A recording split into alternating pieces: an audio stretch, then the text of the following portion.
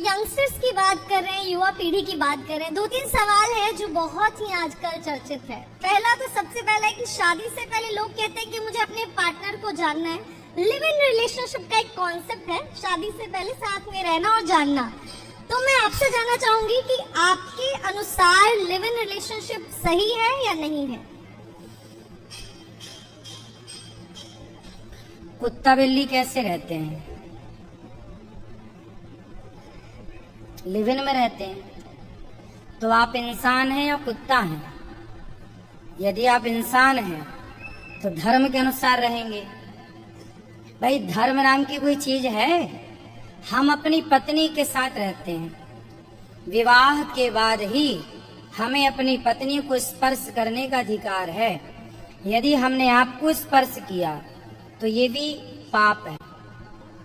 आपने हमें स्पर्श किया तो ये आपके पातिव्रत धर्म के लिए पाप है। माता अनुसुईया के पास ब्रह्मा विष्णु महेश गए थे कि भिक्षा दे दो माता। माता अनुसुईया ने कहा ले लो भिक्षा। बोले नहीं, ऐसे भिक्षा नहीं लेंगे, आप पहले अपने सारे कपड़े उतारो, आप निर्वस्त्र हो जाइए, फिर आप हमें भिक्षा दीजिए। तो माता अनुसुईया ने कहा कि यदि मेरे निर्वस्त्र शरीर को कोई पर पुरुष देखेगा तो मेरा तो पातिव्रत धर्म नष्ट हो जाएगा। तो उन्होंने अंदर से जल लिया अपने पति के कमंडल से और हाथ में लेकर बोला कि हे ईश्वर, यदि मैं पतिव्रता हूँ तो ये तीनों ब्रह्मा विष्णु महेश बालक बन जाएं। जल छोड़ते ही ब्रह्मा विष्णु महेश बालक बन गए। फिर गोद में लेकर अपना दूध पिलाया माता अनुसुईया ने ब्रह्मा विष्णु महेश को। ये मर्यादा है, ये धर्म है कि हम पत्नी हैं तो हम पर पुरुष का स्पर्श ना करें तो पिता के भाव से, भाई के भाव से और पुत्र के भाव से। कुछ हम पुरुष हैं तो हम पराई स्त्री का स्पर्श करें तो माँ के, आप मेरी बहन हो सकती हैं, मैं आपको बहन के रूप में स्पर्श कर सकता हूँ, लेकिन आपको माँ के रूप में स्पर्श कर सकता हूँ, आपको बेटी के रूप में स्पर्श कर सकता हूँ, आपके सिर पे हाथ रख सकता हूँ, लेकिन आपको किसी और गलत भावना गलत दृष्टि से देखना ये मेरा पाप होगा। आप भी किसी पुरुष को देखेंगी वो आपका पाप होगा। और आप तो कह रही हैं साथ में रहो। कुछ लोग तो कहते हैं पहले बच्चा पैदा कर लो बाद में शादी करना। आजकल ये भी चलन है, इसीलिए ये सवाल, क्योंकि जनता के सवाल होते हैं, इसीलिए मैंने पूछा। बहुत ये सारे लोग सवाल पूछते हैं। देखो, ये जानवर वाला कल्चर है। हम इंसान मनुष्य हैं हम, और मनुष्य के अंदर क्या होना चाहिए? धर्म। धर्म के हिसाब से रिश्ते होते हैं। ये जो आप कह रहे हैं लिव इन में रहना, ये कुत्ता बिल्लियों का कल्चर है। आजकल इंसान रहा कहाँ, जानवर तो हो गया।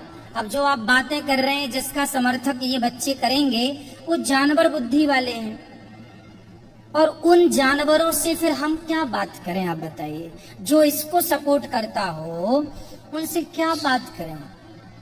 बात करने का भी लेवल होता है, किस व्यक्ति से बात करें। अब इन मूर्खों से जो कहें कि नहीं जी हम तो शादी के पहले रहेंगे, भैया रहो, कुत्ता बिल्ली की तरह तुम्हें पसंद रहो। ये अमेरिकन पश्चिमी कल्चर है।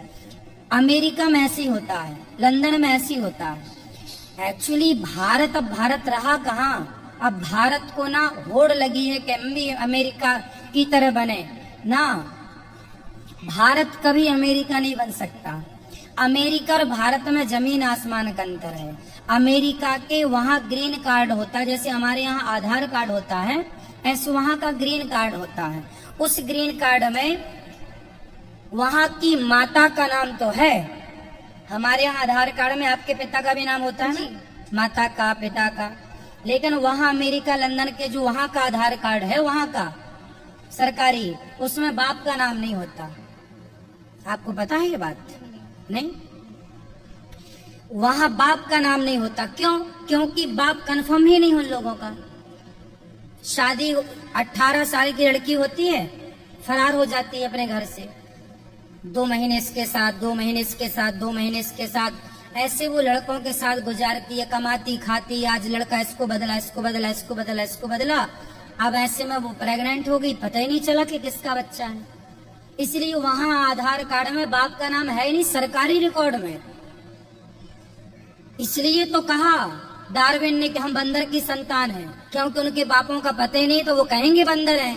हम तो ऋषियों की संतान है ना, हम तो ऋषियों की संतान है, इसलिए हम थोड़ी कह सकते हैं कि हम बंदरों की संतान है। तो तुम्हारे बाप का पता नहीं, हमारे यहाँ तो बाप दादा परदादा सबका पता है। तो अब वो अमेरिकी कल्चर आप अपनाएंगे तो आप कितने बुद्धिमान बनेंगे। महाराज जी, जो भटक गए हैं, जो हमारे यहाँ के भटक गए हैं, जो इस तरीके के कल्चर में जाना चाहते हैं, जिनको पसंद है, उन यंगस्टर्स के लिए, यूथ के लिए क्या कहना चाहेंगे आप?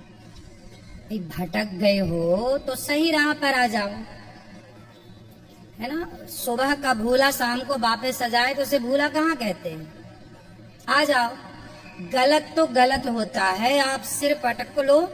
नीम को कितनी भी शहद लगा के उसकी घिसाई करो या उसकी जड़ में शहद डालो, मीठी कभी नहीं हो सकती।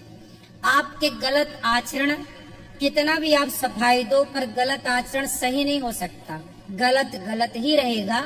इसलिए गलत को सुधारने का एक ही उपाय है कि सॉरी बोल दो कि हमने गलती कर ली है, और उस गलत राह को छोड़कर हमेशा के लिए सही राह पर आ जाओ। इसी से आपका, आपके धर्म का, आपके परिवार का भला है। आप जब सुव्यवस्थित रूप से विवाह करते हैं, हमारे माता पिता विवाह कराते हैं, मंडप गढ़ता है, हल्दी चढ़ती है, तेल चढ़ता है, विधि विधान से पंडित जी आते हैं, मंत्र पढ़ते हैं। विवाह एक यज्ञ है। विवाह क्या है? यज्ञ है। इसलिए शादी के बाद पति पत्नी आहुति डालते हैं, फिर उसी यज्ञ मंडप, वो जो हवन कुंड होता है, उसकी परिक्रमा लगाई जाती है, जिसे कहते हैं फेरे, है ना। तो पहले हवन, यज्ञ, फिर फेरे। उस हवन कुंड के फेरे करके फिर माना जाता, शास्त्र साक्षी होते हैं। कौन? ध्रुव जी साक्षी होते हैं, अग्नि साक्षी होती है कि मेरा विवाह आज इस स्त्री के साथ, इसके साथ संपन्न हुआ, अब ये मेरी पत्नी है, अब इसके साथ मैं रहूंगा और जीवन गुजारूंगा। इसके सिवा संसार की प्रत्येक नारी को मैं माँ, बहन और बेटी की दृष्टि से देखूंगा। यह वहां पर होता है। 7-5 वचन होते हैं ना, उनमें सब कुछ होता है। लेकिन अब वो मर्यादाएं कहाँ बची भाई। यज्ञ जब आप करेंगे, दशरथ जी ने पहले पुत्रेष्टि यज्ञ किया, फिर राम जैसा पुत्र पाया। जब आपका गृहस्थ यज्ञ से प्रारंभ होता है तो एक श्रेष्ठ संतान होती है आपकी। अच्छी विचारधारा के माँ बाप होंगे तो अच्छी विचारधारा की संतान होगी। अब ये लिव इन वाले संतान पैदा करेंगे तो इनकी संतान कैसी होगी?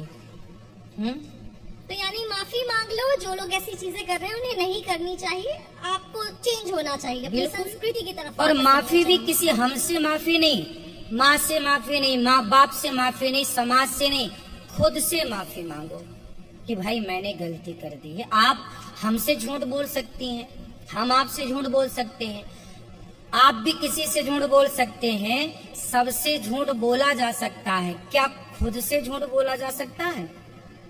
इसलिए अपने से माफी मांगो कि मैंने गलती की है, अपने को माफ करो। क्योंकि आप सबसे कह दोगे कि नहीं जी हम सही हैं, पर अपने से कैसे कहोगे? अपने को मुंह कैसे दिखाओगे? तो अपने को सॉरी कहो और गलत राह छोड़ के सही पर आओ। राधे राधे गुरुजी। जी, मैं आपकी कथा सुनती हूँ बहुत दिनों से। हाँ। और मैं आपको बहुत पसंद भी करती हूँ। अच्छा, बताओ। गुरुजी, मेरा प्रश्न ये है कि मेरे पति बहुत बिजनेस करते हैं, फिर उसमें कोई भी बिजनेस में सफल नहीं हो पाते हैं, इसका कोई उपाय बताइए। क्या बिजनेस करते हैं? जैसे वो पढ़ाते हैं, इंस्टीट्यूट चलाते हैं, फिर अभी मतलब एक कपड़ा का दुकान खोले हैं, फिर होता है ना कुछ करते हैं, फिर कुछ सफल नहीं हो पाते हैं। ठीक है, आप अच्छे काम करते रहो, पति से बोलना मेहनत करते रहे, सफलता मिलेगी। राधे राधे। मैं सुना हूँ आप बिग बॉस भी गए हैं। देखो, बिग बॉस में मैं गया नहीं, ऐसा लोग भ्रांति फैला रहे हैं कि मैं बिग बॉस में गया। बिग बॉस में जो जाता है ना, वो 3 महीने के लिए उस घर के अंदर चला जाता है। जी, है ना।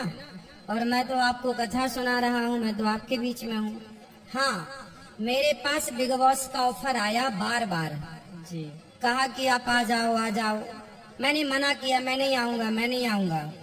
अच्छा, बिग बॉस ना 3 महीने के लिए वो लोग अंदर करते हैं उस घर में, जी ठीक है। तो मैंने मना किया कि मैं 3 महीने का हिस्सा बनने तो नहीं आऊंगा। 3 महीने का तो टाइम नहीं है। मैंने कहा 1 महीने का भी टाइम नहीं है। मैंने कहा 15 दिन के लिए भी नहीं आऊंगा, 2 दिन के लिए भी नहीं आऊंगा। जब मैंने टोटली मना कर दिया कि मैं आपका बिग बॉस का हिस्सा नहीं बनूंगा, तब उन्होंने कहा, कलर्स टीवी वालों ने, बिग बॉस की टीम ने, कि महाराज जी अच्छा एक काम करिए, जो 18 लोग यहाँ अतिथि बन के जा रहे हैं, आप उन्हें आशीर्वाद देने के लिए आ जाइए, अतिथि बनकर आ जाइए। जी जी तो अब आप ही बताइए कि मुझे अतिथि बनकर जाना 2 घंटे के लिए सही था या गलत था? अतिथि बन के जाना चाहिए कि नहीं जाना चाहिए? जाना चाहिए। हाँ, तो मैं उस 18 की टीम में, जो 18 लोग गए बिग बॉस के अंदर, जी मैं उस टीम में तो नहीं था। जी बोलो हाँ या ना? हाँ, मैं उस टीम में तो नहीं था नहीं थे। जो अतिथि बनकर गया। अच्छा देखो, मैं अतिथि बनकर भी क्यों गया, उसका भी एक कारण था। कारण ये है, ये बताओ, संत को अच्छी जगह में जाना चाहिए कि बुरी जगह जाकर के भी बुरे लोगों को सही राह पर लाने का प्रयास करना चाहिए? जी नहीं, संतों का यह धर्म है कि जो व्यक्ति बुरे हैं वहाँ पे संत को जाना चाहिए, और जो व्यक्ति बुरे हैं उस व्यक्ति को सही राह दिखाना चाहिए। हाँ, तो बिग बॉस में बुरे लोग अधिकांश जो लिवन में रहने वाले हैं, आज के युवा लड़के लड़कियां हैं, मुझे लगा कि मुझे जाकर के इन लड़का लड़कियों को समझाना चाहिए, और मैंने उनको सही बात बताई, और वहाँ मैंने भगवत गीता भी दी, और भगवत गीता के दौरान लाखों करोड़ों लोगों तक ये मैसेज गया कि ये भगवत गीता पढ़ते हैं तो हमें सबको भगवत गीता पढ़नी चाहिए। तो मैंने वहां जाके तो अपने धर्म का ही पक्ष रखा, अपने सनातन का पक्ष रखा। बात सही है कि गलत है? अच्छा मुझे ये बताओ कि संतों को अच्छी जगह जाना चाहिए? अरे हमारे साधु संत पहले के लोग ना सब जगह जाते थे। कहाँ जाते थे? शराबियों के पास। कई संत तो वैश्याओं के पास जाकर के उन्हें सुधार कर ले आते थे कि तुम गलत हो। और मैं बिग बॉस में नहीं गया। कुछ लोग ये अफवाह फैला रहे हैं ना कि मैं बिग बॉस में गया। बिग बॉस का कार्यक्रम तो 3 महीने का है। मैं तो आपके सामने बैठा हूँ। तो बिग बॉस में मुझे तो देखो, जब न्यूज वाले बुलाते हैं तो मैं न्यूज में चला जाता हूँ। मुझे बिहार वालों ने बुलाया, मैं बिहार आ गया। तो बिग बॉस के लोगों ने भी कहा कि आशीर्वाद देने आ जाइए, कुछ अच्छी बातें होंगी। तो उस मंच से राधे राधे जो कभी नहीं बोलते थे, उन्होंने भी राधे राधे बोलना स्टार्ट कर दिया। तो मेरे जाने से यदि भक्ति का प्रचार होता है, धर्म का प्रचार होता है, तो मेरा मानना है कि संतों को वहां जरूर जाना चाहिए। भाई जो सुधरा है उसे क्या सुधारना? सुधार संतों की जरूरत तो वहां है जहां बिगड़ा समाज है, लोग बिगड़े हैं। तो बिगड़े को सुधारने के लिए तो हमें जाना ही पड़ेगा। और मैं वहां का अतिथि बनकर गया, चीफ गेस्ट बनकर के गया, ना कि मैं वहां का हिस्सा बनने गया। अभी बिग बॉस तो अभी भी चल रहा है। जो अंदर थे वो तो अंदर है ही है। मैं तो बाहर आपके सामने बैठा हूँ। कुछ लोग अफवाह फैला रहे हैं कि अनिरुद्धाचार्य जी बिग बॉस में गए। बिग बॉस में वहां अतिथि के रूप में, वहां केवल 2 घंटे के लिए उनको आशीर्वाद देने के लिए गया, जो अंदर जा रहे थे। अब बताओ मेरा जाना सही है कि गलत है? बिल्कुल सही था।